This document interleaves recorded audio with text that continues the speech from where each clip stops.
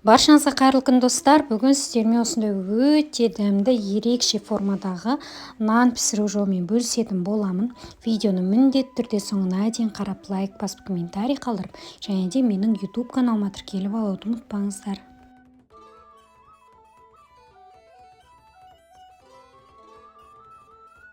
Ол үшін ең бірінші осылай қамыр илейтін ыдысымызға жылы суымызды құямыз, және де бұның үстінен жылы сүтімізді құйып, бір ас қасық қантымызды салып араластырамыз. Осылай достар, толық араласып, қантымыз еріп араласуы керек. Енді бұның үстінен бір шай қасық ашытқымызды салып, бетін осындай пленкамен жауып, шамамен 10-15 минутқа жылы жерге қалдырамыз. Осымен достар, 10 минут уақытымыз өтті, ашытқымыз көтеріліп тұр. Енді бұның үстіне жаңағы алдын ала ерітілген сармайымызды құйып, тағы да араластырамыз. Достар, естеріңізге сала кетейін, осы видеоның төмен жағында описание бөлімінде керекті ингредиенттердің барлығын көлемін жазып қойдым. Енді үстіне жаңағы алдын ала өлшенген құрғақ ұнымызды салып, қолымызбен жұмсақтап қамыр илейміз.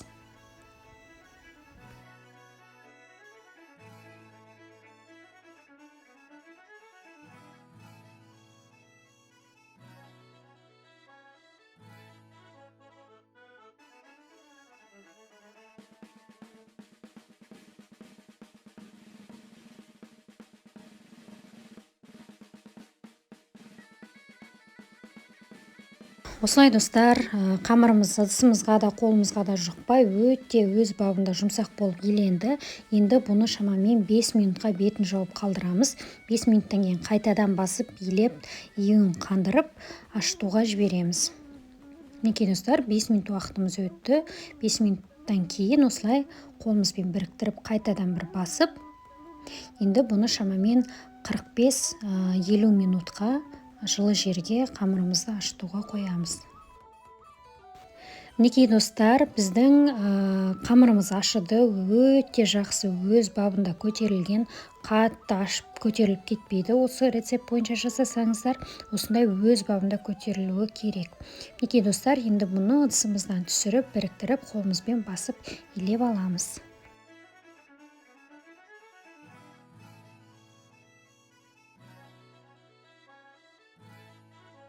Мінекей достар, енді бұны тура 2 бөлікке бөлеміз.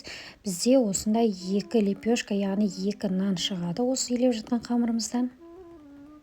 Енді бұны да дөңгелектеп формасына келтіріп, біріктіріп, қолымызбен басып илеп аламыз. Мінекей достар, енді осының бетін ортасын жұқартып, шетін осылай дөңгелектеп шығарамыз.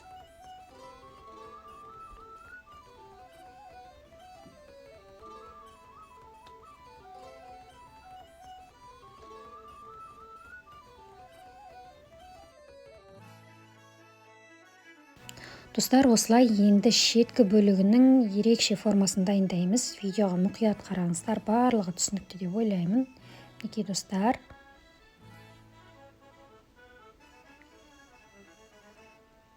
Осылай бір бағытта бір келкі етіп, осылай жасап шығамыз.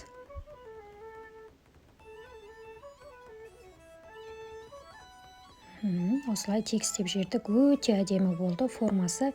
Енді бұны жаңағы арнайы өрнектегіштің, нан өрнектегіштің көмегімен осылай өрнектеп аламыз.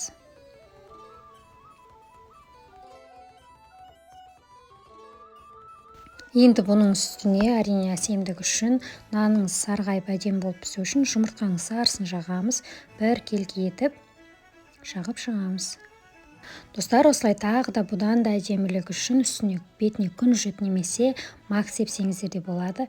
Егер сеппей осылай жұмыртқаны сарысымен ақ пісірем десеңіздер де өте әдемі болып сарғайып піседі. Мен осылай бетіне күнжіт пен мак екеуін араластырып бірге септім. Және де достар, бұны шамамен 20-25 минутқа 200 градуста пісіреміз.